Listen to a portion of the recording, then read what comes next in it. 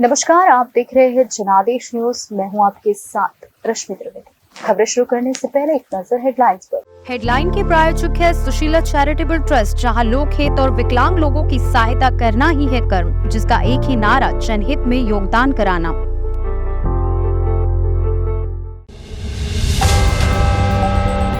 UP police भर्ती परीक्षा रद्द, 6 महीने में दोबारा होंगे एग्जाम, सीएम योगी का ऐलान। इनकम टैक्स विभाग की रडार पर पैनी स्टॉक से पैसा बनाने वाले देना पड़ सकता है 80% तक टैक्स। रेल मंत्री की दो टूक, बुलेट ट्रेन प्रोजेक्ट में देरी के लिए उद्धव सरकार है जिम्मेदार। यूपी पुलिस में भर्ती के लिए परीक्षा देने वाले अभ्यर्थियों के लिए बड़ी खबर है। यूपी की योगी सरकार ने यूपी पुलिस भर्ती परीक्षा को रद्द कर दिया है। सीएम योगी आदित्यनाथ ने ऐलान किया है कि 6 महीने में दोबारा यूपी पुलिस भर्ती परीक्षा कराई जाएगी। सीएम योगी ने इसे युवाओं के हित का फैसला बताया है। सीएम योगी आदित्यनाथ ने ऐलान किया है कि अगले 6 महीने में पूरी ट्रांसपेरेंसी से यूपी पुलिस भर्ती की परीक्षा कराई जाएगी। जी हाँ, 6 महीने में दोबारा परीक्षा कराने का है आदेश। सीएम योगी आदित्यनाथ ने एक्स पर पोस्ट करके बताया कि पुलिस के पदों पर चयन के लिए आयोजित परीक्षा 2023 को निरस्त करने के और अगले 6 महीने के भीतर ही दोबारा परीक्षा कराने के आदेश दिए गए हैं। परीक्षाओं की सूचिता से कोई समझौता नहीं किया जा सकता है। युवाओं की मेहनत के साथ खिलवाड़ करने वाले किसी भी हालत में बख्शे नहीं जाएंगे। ऐसे अराजक तत्वों के खिलाफ कठोरतम कार्रवाई होनी तय है। पेपर लीक करने वालों पर सीएम योगी है सख्त। जी हाँ, यूपी पुलिस भर्ती परीक्षा रद्द करने के आदेश के साथ ही सीएम योगी ने ये भी साफ कर दिया कि पेपर लीक करने वालों को छोड़ा नहीं जाएगा। वो कोई भी हो, उनके खिलाफ कड़ी कार्रवाई की जाएगी, उनको सख्त से सख्त सजा दिलाई जाएगी। कब हुई थी यूपी पुलिस भर्ती की परीक्षा? कब हुई थी यूपी पुलिस भर्ती की परीक्षा? तो जवाब है कि इस महीने की 17 और 18 तारीख को यूपी पुलिस भर्ती की परीक्षा हुई थी। यूपी के सभी 75 जिलों में परीक्षा कराई गई। करीब 48 लाख अभ्यर्थियों ने पुलिस भर्ती के लिए अप्लाई किया था, लेकिन अब परीक्षा रद्द हो गई है और यूपी सरकार ने 6 महीने में दोबारा परीक्षा कराने का आदेश दिया है। सरकार ने मानी अभ्यर्थियों की मांग। गौरतलब है कि बड़ी संख्या में यूपी पुलिस भर्ती परीक्षा के अभ्यर्थी प्रदर्शन कर रहे थे और परीक्षा रद्द कराने की मांग कर रहे थे। अभ्यर्थियों ने पेपर लीक होने का आरोप लगाया था। सीएम योगी आदित्यनाथ ने अभ्यर्थियों की मांग मान ली और परीक्षा को रद्द कर दिया। उसने पेपर लीक किया, हमने कहा पूरे पेपर को अभी निरस्त करो, पूरे गिरोह को गिरफ्तार कर लो, उन सभी बच्चों को सकुशल उनके घरों तक पहुंचाओ। 1 महीने के अंदर पारदर्शी तरीके से फिर से परीक्षा आयोजित करो। किसी भी बच्चे से कोई शुल्क अतिरिक्त नहीं लेंगे, उनके आने जाने की फ्री में व्यवस्था देंगे, या उन बच्चों का जो आई कार्ड होगा उत्तर प्रदेश परिवहन निगम की बसेज में फ्री में आने जाने की सुविधा उसके माध्यम से उन बच्चों को प्राप्त होगी। ये सुविधा तो, लेकिन जिन लोगों ने ये शरारत की है वे भी सुन लें, उनके खिलाफ गैंगस्टर के तहत मुकदमा दर्ज हो रहा है और उनकी संपत्ति को जब्त कराने और राष्ट्रीय सुरक्षा कानून के अंतर्गत उनको सबको निरुद्ध करने जा रहे हैं। उनकी गिरफ्तारी चल रही है और कोई कितना भी बड़ा क्यों नहीं होगा, उसके घर में बुलडोजर चलना तय है। अगर आपने भी किसी पेन स्टॉक में पैसा निवेश किया है तो ये खबर आपको चौंका सकती है। जी हाँ, इस तरह के सस्ते शेयर में इन्वेस्टमेंट कर कम समय में मोटा पैसा कमाने वाले आयकर विभाग के निशाने पर है। ऐसे निवेशकों से विभाग कमाई के आधार पर भारी भरकम टैक्स मांग रहा है। अगर आपने खुद या आपके किसी मिलने वाले ने ऐसे शेयर से पैसा कमाया है तो आने वाले समय में बड़ी समस्या हो सकती है। ऐसे निवेशकों को जुर्माने के साथ भारी टैक्स भी देना पड़ सकता है। इस तरह के स्टॉक से हुई कमाई को आयकर विभाग अघोषित आय मानता है। 80% तक का टैक्स देने के लिए रहे तैयार। जी हाँ, अघोषित आय ऐसी इनकम को कहा जाता है जिसके बारे में कमाई करने वाले की तरफ से जानकारी नहीं दी जाती और ऐसे पैसे पर 7% का टैक्स लगाया जाता है। इसके अलावा इस पर 25% सरचार्ज, जुर्माना और सेस जोड़ने से यह 80% से ज्यादा हो सकता है। यानी आपने यदि 100 रुपए कमाए हैं तो आपकी यह आमदनी घटकर 20 रुपए तक रह सकती है। इसके बावजूद भी आपको किसी प्रकार की परेशानी का सामना नहीं करना पड़े, इसकी कोई गारंटी नहीं है। लेकिन यदि निवेशक यह साबित कर दे कि वह असली निवेशक है तो उन्हें इससे राहत मिल सकती है। राहत के लिए क्या करना होगा? तो जवाब यह है कि 80% तक टैक्स से राहत पाने के लिए आप इनकम टैक्स अपीलेंट ट्रिब्यूनल यानी ITAT में या हाई कोर्ट में अपील कर सकते हैं। टैक्स एक्सपर्ट का कहना है कि इस स्थिति में आपके पास पूरे दस्तावेज होना ज्यादा जरूरी है। आयकर विभाग के अधिकारी पेनी स्टॉक स्कैम के प्रति काफी सतर्क है। इस तरह के घोटालों से कुछ लोग काला धन इकट्ठा कर रहे हैं और इनकम टैक्स का फायदा उठा रहे हैं।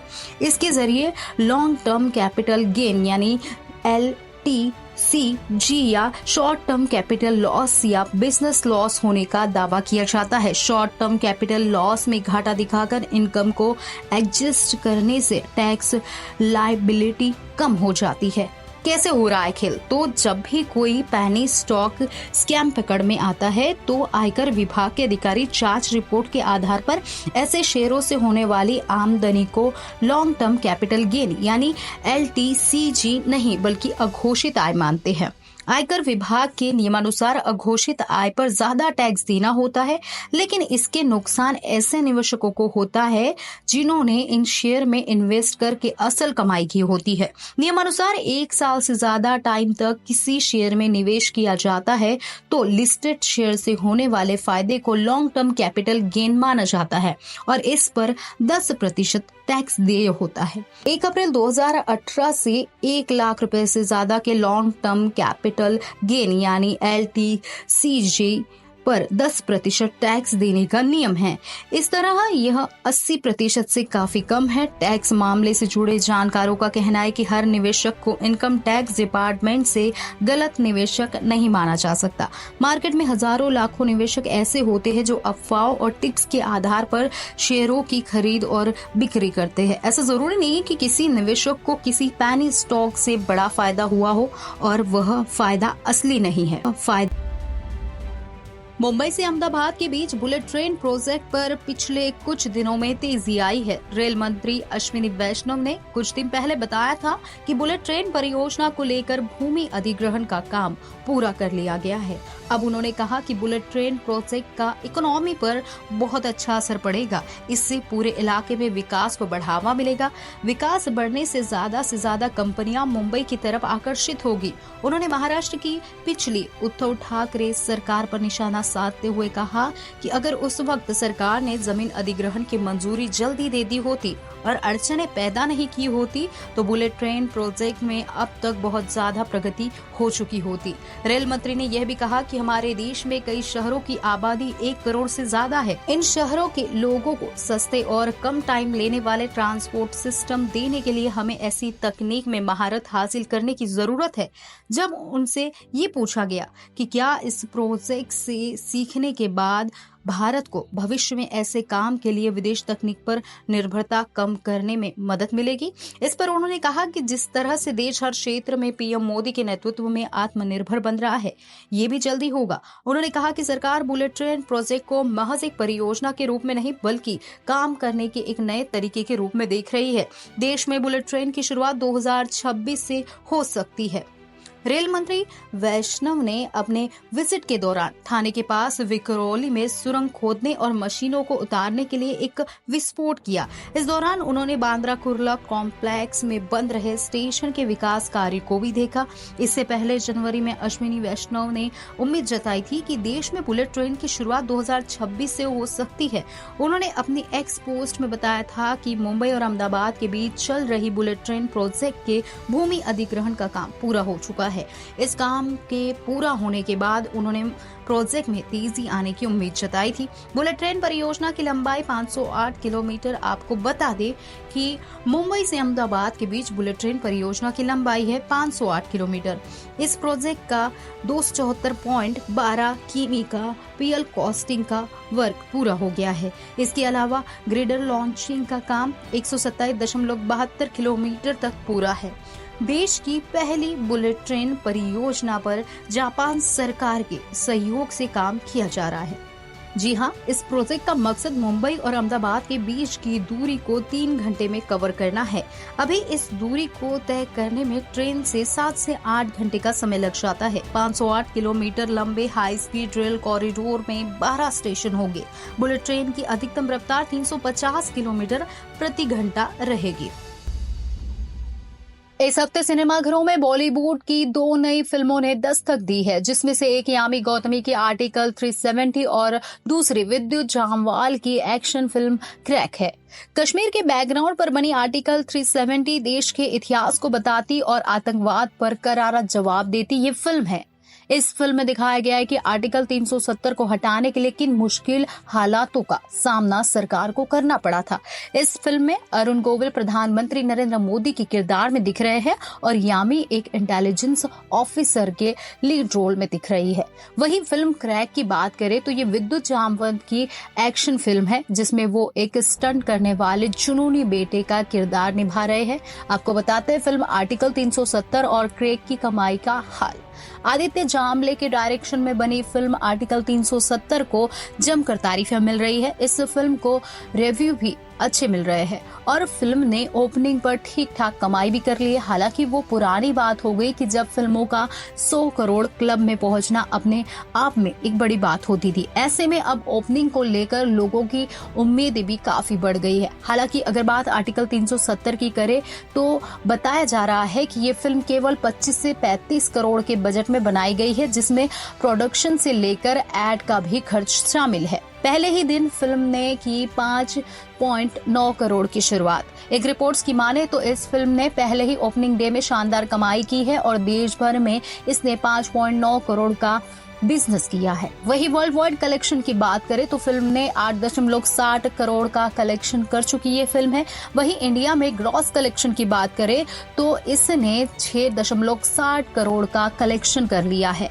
एनसीआर पुणे जयपुर में खूब जुटी है भीड़। जी हां, पहले दिन इस फिल्म की ऑक्यूपेंसी सिनेमाघरों में 42.83% रही और सबसे अधिक भीड़ रात के शोज में दिखी, जो करीब 78.86 यानी 78.86% थी। इस फिल्म ने एनसीआर पुणे जयपुर जैसी जगहों पर सबसे अच्छा परफॉर्म किया है। देश की सबसे बड़ी बर्गर चेन रेस्टोरेंट मैकडॉनल्ड्स पर Maharashtra food and drug administration ने बड़ा एक्शन लिया है। महाराष्ट्र के अहमदनगर में स्थित मैकडॉनल्ड्स के आउटलेट पर यह कार्रवाई की गई है। इस आउटलेट में मैकडॉनल्ड्स के बर्गर में रियल चीज की जगह फेक चीज का इस्तेमाल होता पाया गया है।